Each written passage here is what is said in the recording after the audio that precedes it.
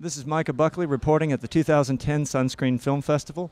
We're here at the third day of the film festival, going around and interviewing some people from the workshops. We're outside right now at the Pitch Fest workshop, where potential screenwriters and producers and directors are coming in to talk to some of the staff here at Sunscreen and pitch their ideas. And we're talking right now to major Hollywood producer Ralph Winter. How are you doing today, sir? I'm good.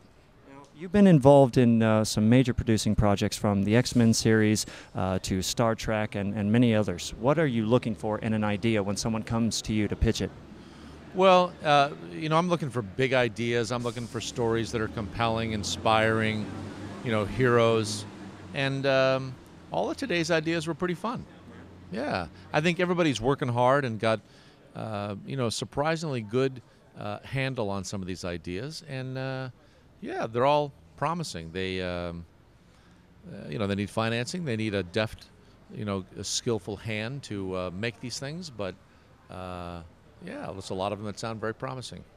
Now, as a producer, you've made a lot of epic films. Would you say that those are the sorts of stories that you gravitate more toward? Well, I do some of those, but I'm interested in lots of different kinds of stories. In my company, we've got about 25 projects that we're working on right now. And some of those are romantic comedies, some of them are documentaries, some of them are hero stories, some are small, some are big. I have a wide range of things that I kind of like to see. Is there anything in particular that really causes you to focus in and say, this person knows what they're talking about, I'd really like to get to know them more and get to know their idea more?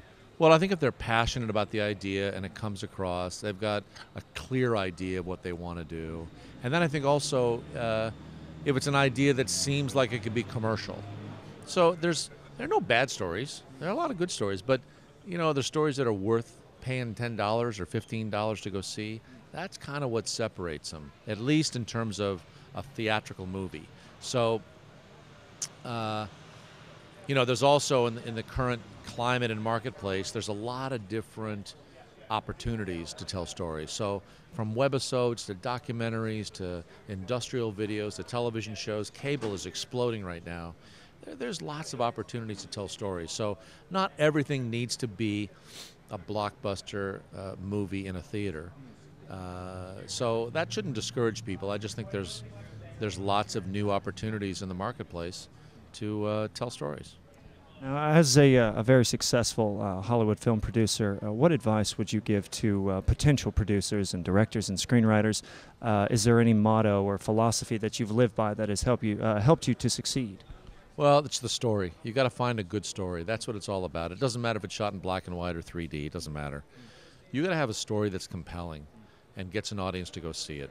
So, there's a young man from Uruguay that did a small 3-minute video on the YouTube, Panic Attack, and he's parlayed that into a $30 million movie because it's a compelling story. So, and he made it for $500. It's not about money; it's about the idea. It's about the story. So, that's what separates the men from the boys, in a sense. That's what separates a true professional, is somebody that goes after a story that is unique, it's compelling, it's inspiring, it makes an emotional connection, it has a timeless quality to it. Those are the things that are going to last. Those are the things that create value for the audience. Now, the audience is smart. They know this. They can't articulate it, but they know. They know what has value and what's worthwhile. So that you got to find those stories. It's not easy. It's simple, but it's not easy. What are some of your favorite stories that you've worked on?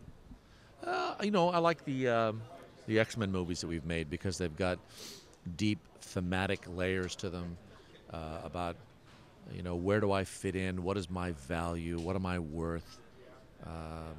Can you be a mutant and still fit in? Come on, that fits for today. All of us are mutants in some way, come on. I love the X-Men. I grew up with the X-Men, and Wolverine was always my favorite. So thank you for bringing those movies to us. Those guys, that's interesting stuff. And that's relevant whether you're 14 years old, want to fit in at junior high, or you're 84 years old and you're figuring out, am I still have value? Do I fit anywhere? That works for everybody. That's what I mean by a deep story, a story that has value, a story that has, interest to a wide audience. and that becomes worthy of making into a big movie. But look, I like little small stories as well. We're doing a little $5 million art movie on a Flannery O'Connor novel called The Violent Buried Away.